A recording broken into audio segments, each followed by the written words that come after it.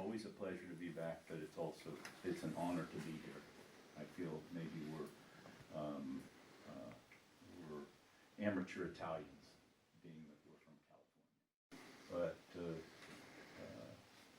since I've been coming here, Spectral is nearly in its 40th year of operation, as a high-end audio company. So I think we're young at heart, but we've done this for a long time. I think no career could be of more pleasure for me, and hopefully to share with you some of our joy in this endeavor and bring some pleasure and music into your life. If we're honored to do that, I've got a couple of topics for discussion to bring to you and throw out, maybe for questions. And I hope we listen to some music today. I think that's important, and share our friendship, and encourage you to continue on this voyage of discovery of great music in your life. Yvonne intimated that I would talk about preamplifiers, so I do. Spectral started in the 1970s, and our 76. And our initial product, our initial development was to bring out a high-end preamplifier. Thank you for joining us. So the first product from our company, San Francisco, or Spectral Audio, is a San Francisco-based high-end audio company.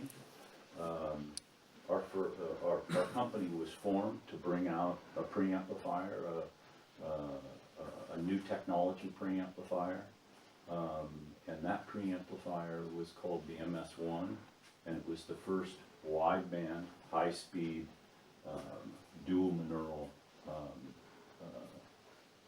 two-chassis preamplifier, and that was the inaugural product of the company. It was ambitious. That was nearly 40 years ago, and I guess it comes as no surprise. Well, we're still doing preamplifiers. After the original Spectral preamplifier, but it's very much the same in many ways. The preamplifier is the gatekeeper of the music system. It is the door to the system after the source. The preamplifier probably can't be designed good enough. In other words, the best is barely enough. In our investigations over the years in making high-performance handmade recordings for reference recordings, the preamplifier is so I think critical in passing the music and bringing the music back to life, that we keep coming back to this technology in the low level of the system to find ways to give us more realism and more fidelity from the music system as a whole. This preamplifier, basically, the DMC-30 that you see here, has been in production in one form or another since 1999. So that's 16 years. That's really an inordinate amount of time for any basic component to continue to be built. But there are reasons why the DMC-30 has been so amenable to evolution and improvement. The DMC-30 is very amenable to modification and evolution of its internal parts. It's a small chassis, but there's a lot we can do in this unassuming, quiet, small little chassis. So when people hear the first DMC-30 and then they hear today's DMC-30, many times they're very surprised. Looks don't change that much, but mine. Grandma, what a big nose you have. What big ears you have. In other words, you can't judge a book by the cover. What is this obsession with speed that Spectral has? We're located in San Francisco's Silicon Valley, which is in the South Bay, in Northern California. And this, going back many decades, is the cradle in America of the semiconductor.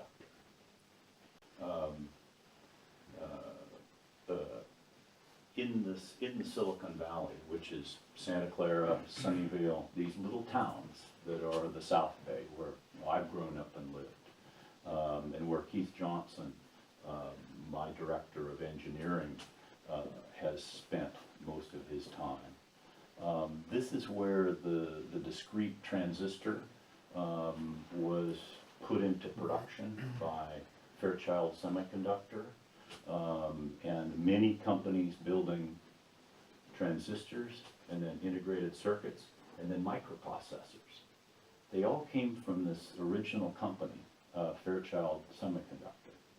I bring this up about the history of our area, our town, the Silicon Valley, really to bring us to this story about what are amplifying circuits and what are their basics.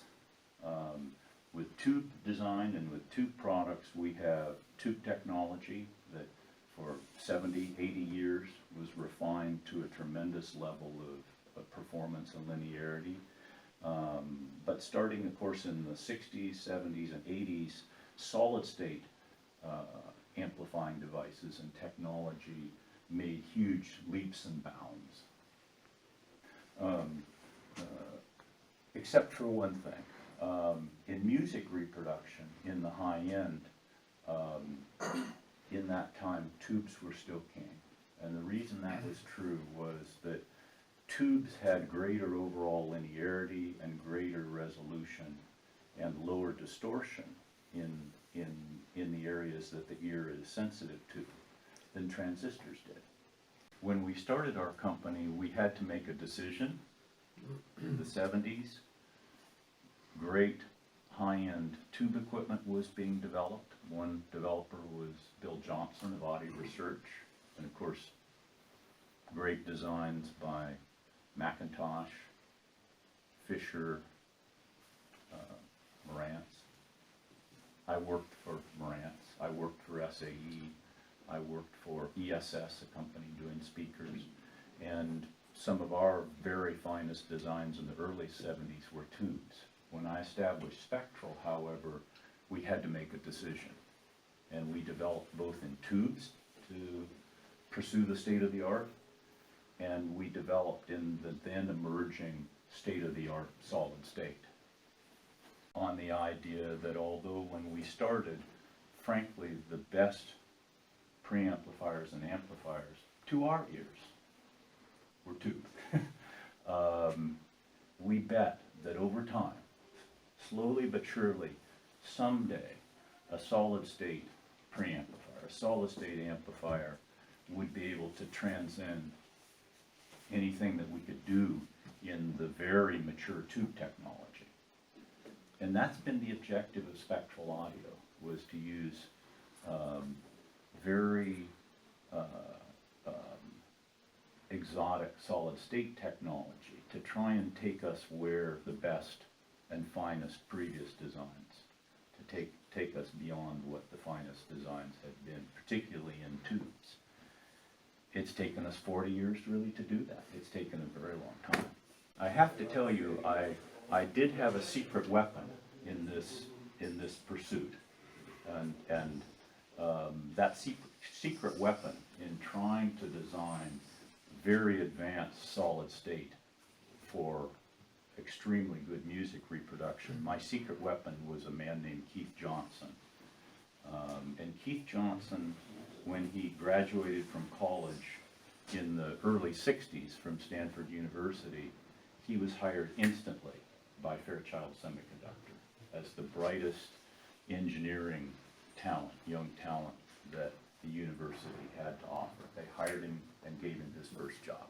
And Keith's work at Fairchild was to help them engineer ways to design transistors that could be put into actual production in quantity. The transistor for Fairchild was the key to making solid-state computers that could be put into orbit, that could be put into aircraft, that could be put into spacecraft, and economically basically built, well, for the world. So he learned in the very early years of the borning of the transistor what a transistor is, what it can do, how it can be evolved, and how it can be stretched in its performance. And of course, that was many decades ago. Keith Johnson was always a music enthusiast and made amateur recordings of live acoustical music even when he was 15 years old. He designed his own tape recorders from the ground up, and he made his own recordings. And as he worked on the transistor, he had plans in his mind of how to use transistors in circuits for music reproduction. We pursued Keith Johnson because we knew through the industry, through the film and recording industry, that he was one of the most experienced, learned people in transistor topologies and circuits that our industry had. And I pursued him for Spectral, and I was very fortunate that we brought him in, we hired him, we've had him ever since, and it's been a marriage of delight ever since. I think it's amazing to me how far the transistor has come. And many years later, this is how far it's come.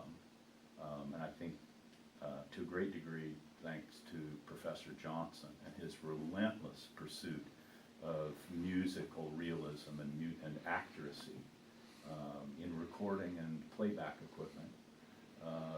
He's had a long career. He's now in his late 70s, early 80s, and he is just as young at heart and as fun-loving and as full of good cheer and as delighted to present to you music and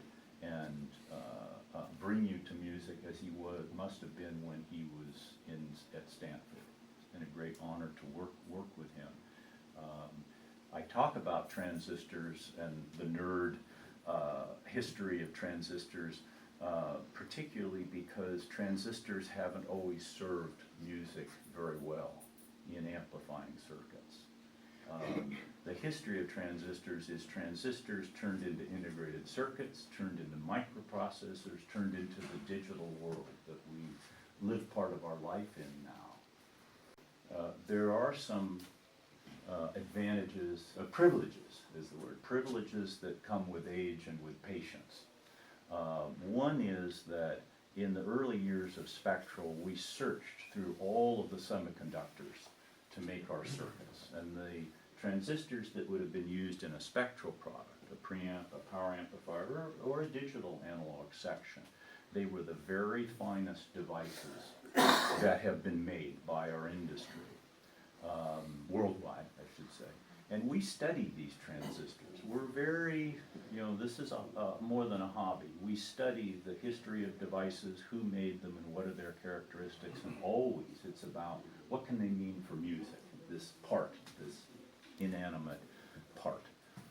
To some extent, the era of the tube is gone in terms of innovative new circuits, because new tubes have not been designed in many, many years or even lifetimes.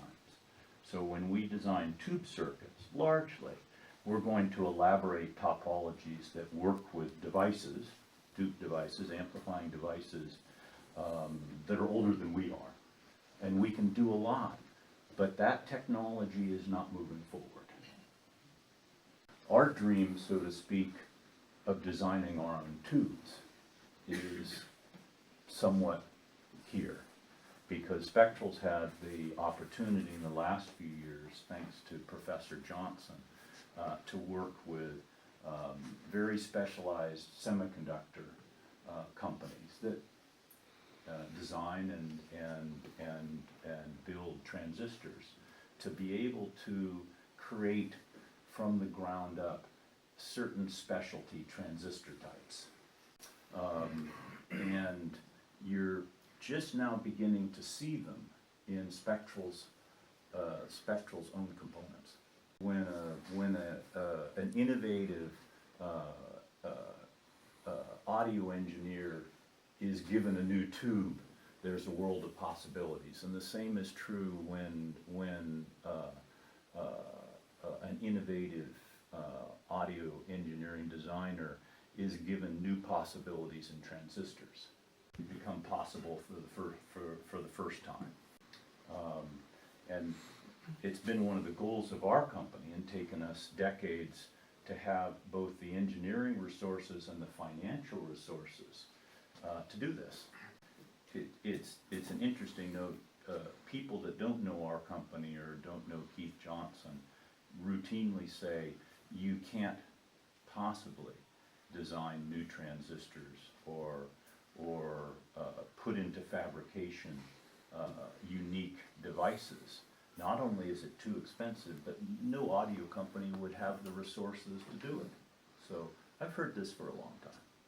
It's not that we're trying to prove those persons wrong. If we can, we can. If we can't, we can't. The real question is, what does this mean for music? The reason that we've been able to not only engage these semiconductor companies, but have them work with our engineering department and they with theirs to develop certain very specialized transistors, it's very simple. It's Keith Johnson. That has opened the door to people in high places that have wanted to work with him to create new things that haven't existed before, in this case for audio circuitry. So what wouldn't be commercially all that viable, transistors typically are manufactured in millions, tens of millions, is practical because of the idealism of our engineers and the open-mindedness of our semiconductor partners. This is not being done for immediate profitability. It's being done because it's something new and something, an interesting direction that they wouldn't go otherwise. The DMC-30 SV preamplifier is our first preamplifier that uses these low-level FET transistors for very critical parts of the signal path. And they're essentially superior to anything that we've been able to buy before or source or match or even customize. Yeah, the semiconductor partner, we have two of them. They're both they're in Sunnyvale and Santa Clara, which is the sister town, 10,000 population. These are almost villages, but they're very closely packed together in our area. Palo Alto, Mountain View, Google. Sunnyvale is LinkedIn, Apple. These companies are all crushed together, and it's because they share ideas and they share employees. It's scary. Yeah. Our area it's a crazy area, and it's turning over very fast. It barely recognizes its older history anymore, which comes from the transistor.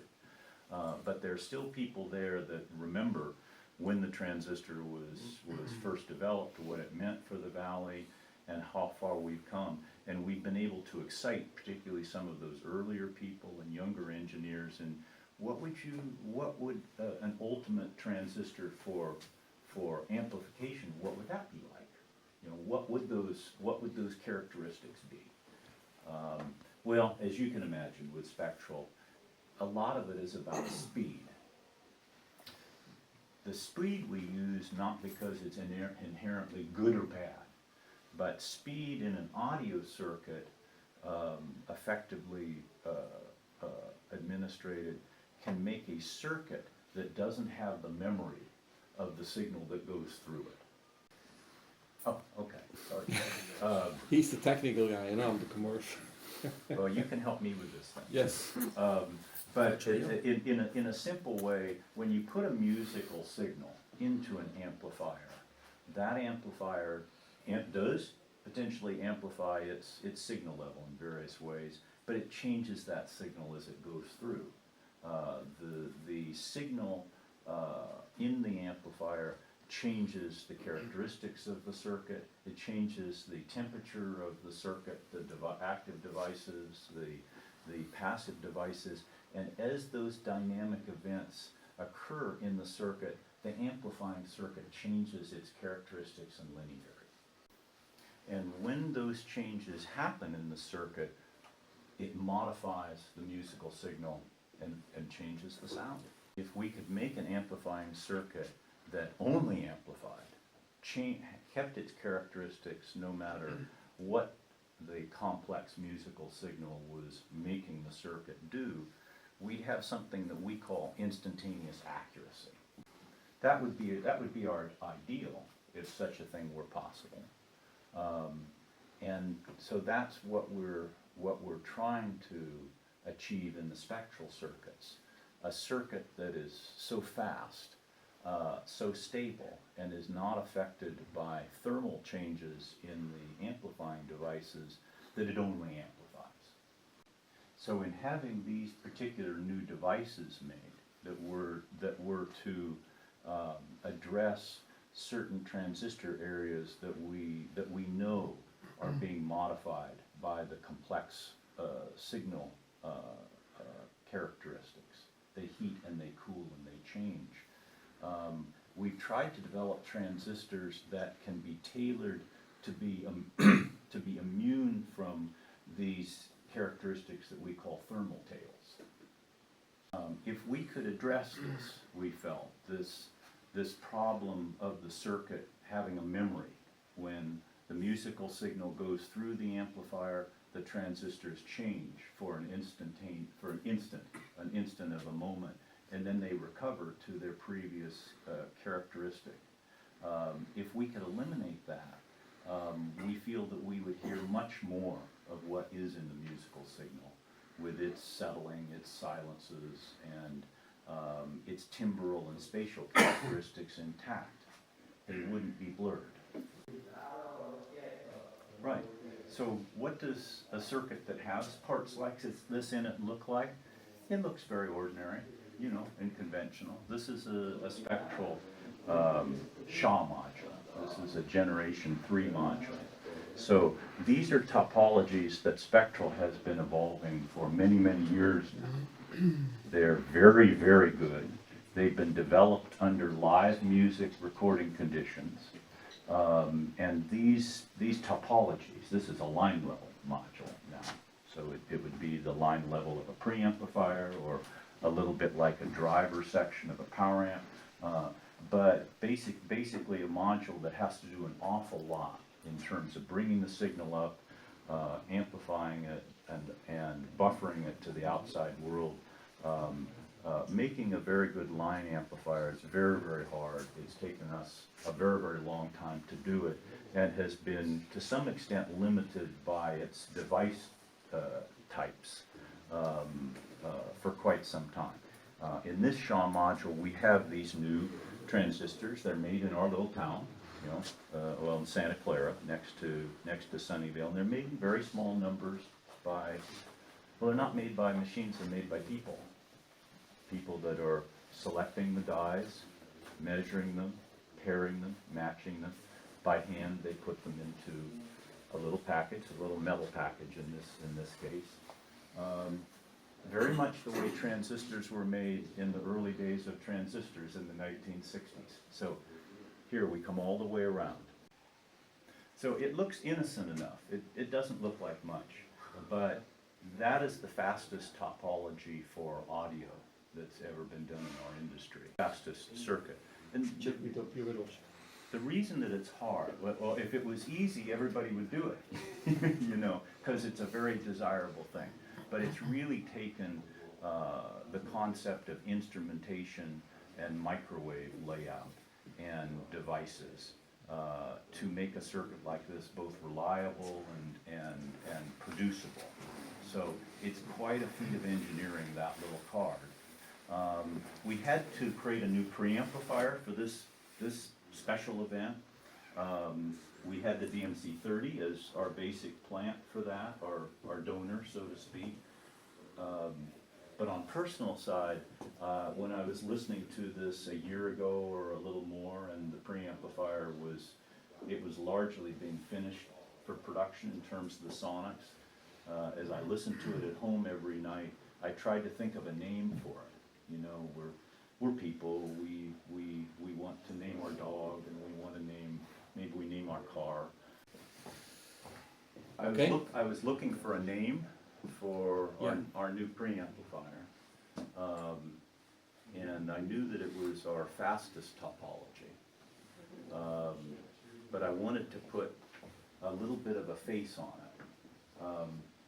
Some people know, I guess, that as young people, we've always been interested in driving sports cars, racing cars, all of that.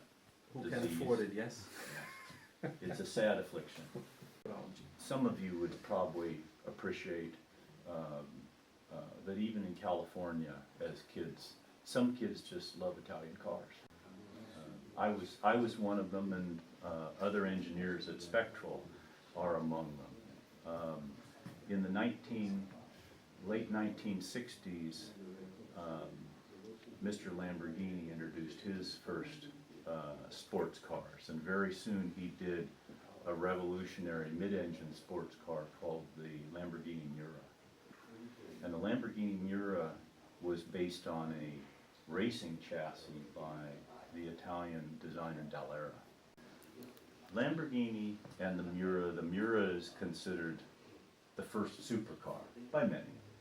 It's considered by me and many other people to be one of the most beautiful automobile sports cars ever developed.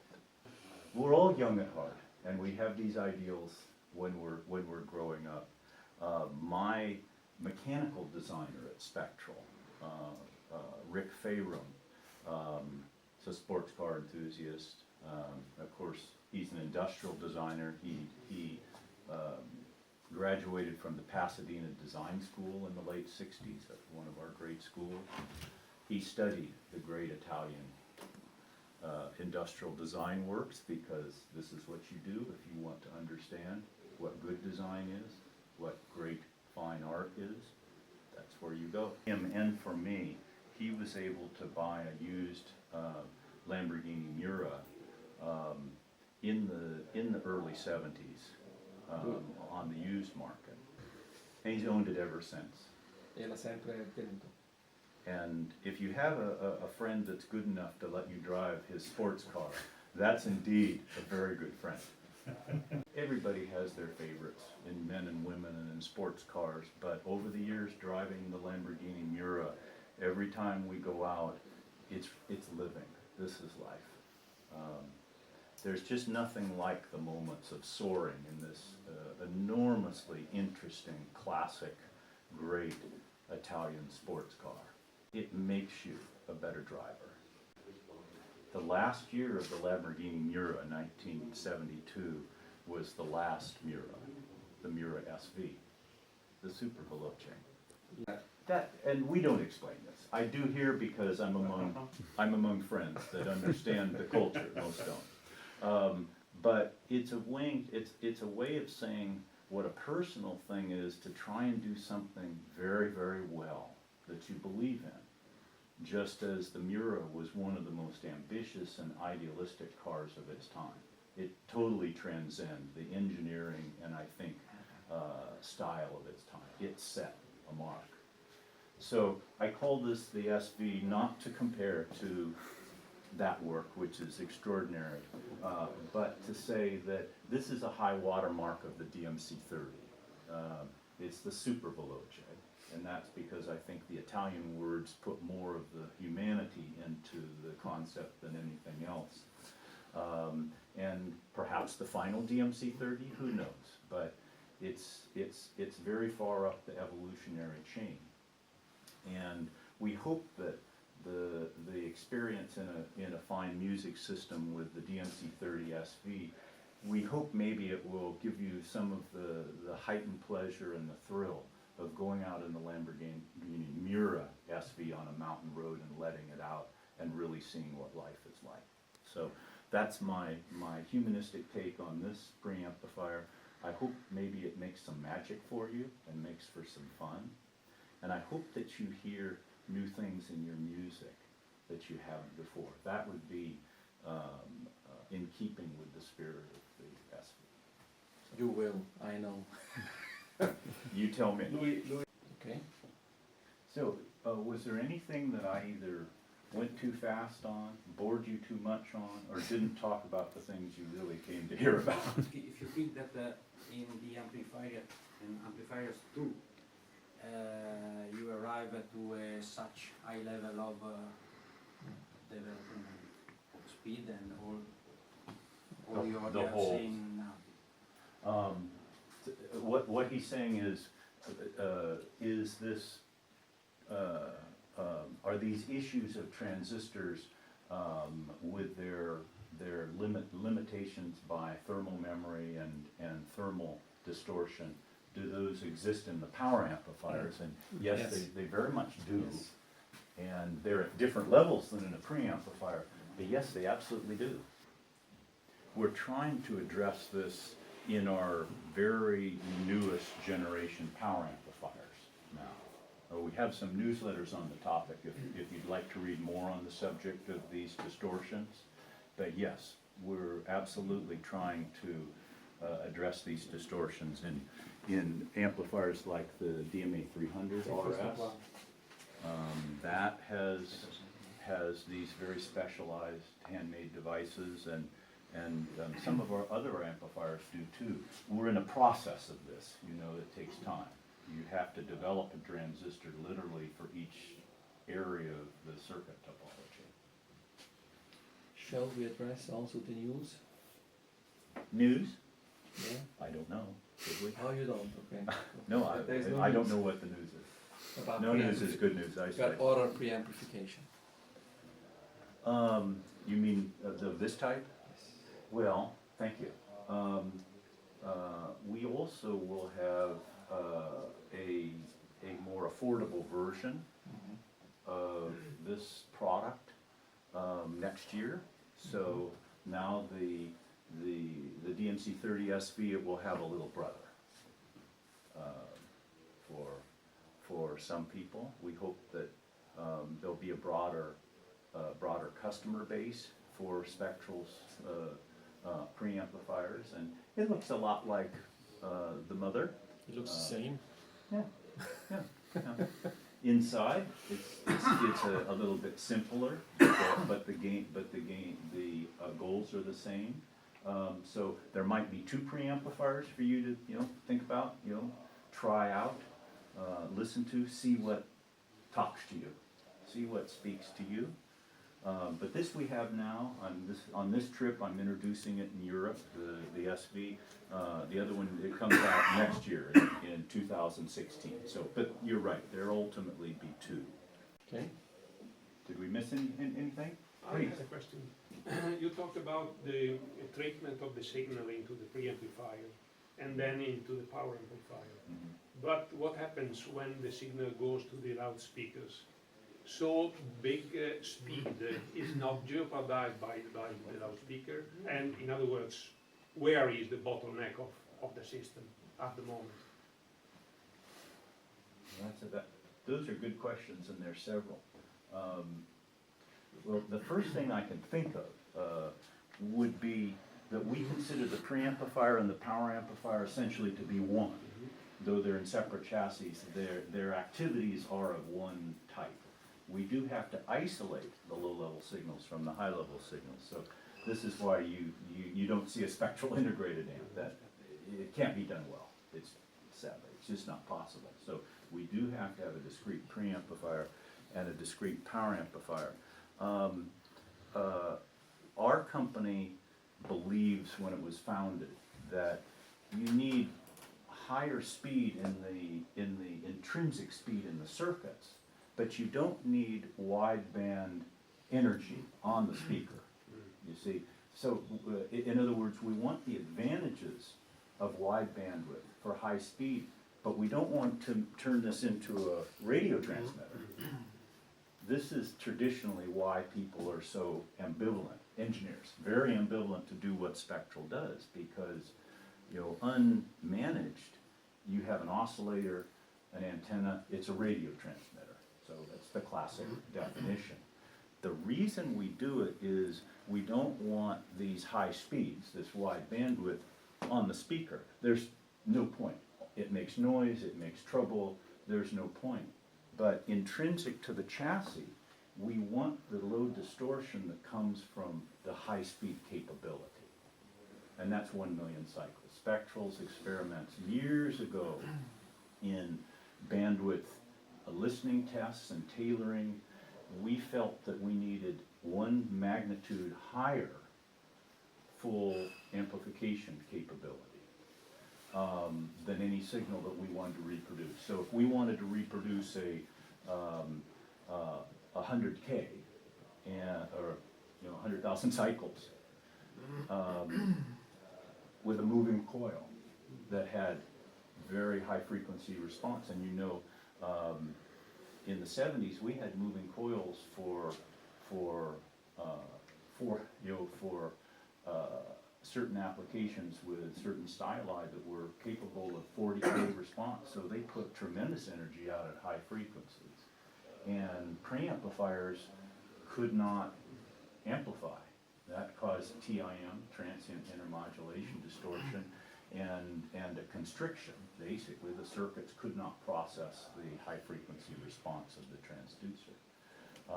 In digital, of course, you have high frequency noise that's coming from digital devices that also meets slow circuits and causes, again, distortion, overload characteristics. You hear all this. You hear all this. So the benefits of having a 1 megahertz response, which we consider responsible. You could go more, but it doesn't bring you really much advantage. As you come down to half a megahertz, 250K, you see, we make high performance recordings, and our electronics, our recording equipment is very wideband. So we can do experiments as we limit the bandwidth to see the effects of slowing the signal envelope. You hear it. This is the problem. You hear it. The theory that we don't obviously physiologically hear up there, that's true.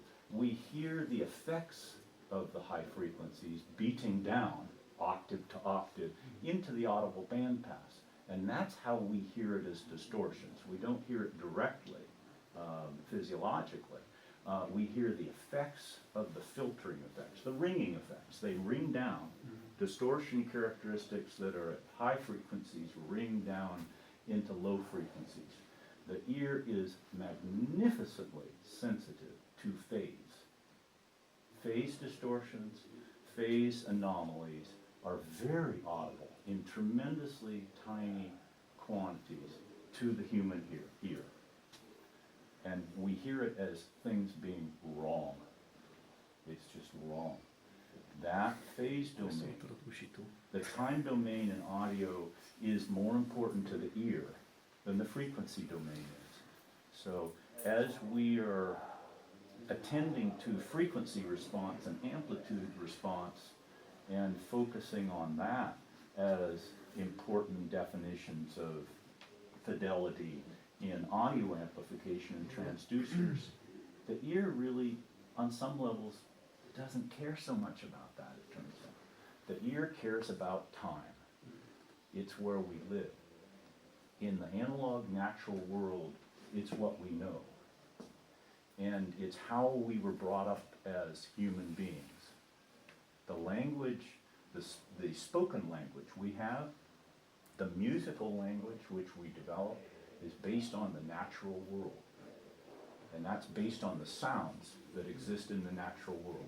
The air, the stream, the twist of the twig, the crackle of the leaves.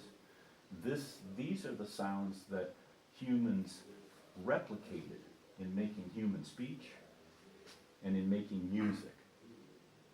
And that natural world is in the world of time. When you take the time element out of that speech, music speech, spoken speech, when you take that away from it, the mind, the brain responds to it in a different way, emotionally and subconsciously. And the reason why digital is so troubling for us and so troublesome for us on many levels goes to neurology. The study of the brain, the study of the nerves, and the study of the brain systems and memory that creates memories and creates response. That's a very old adaptive brain. And that brain wants to see the time domain, and that is speed.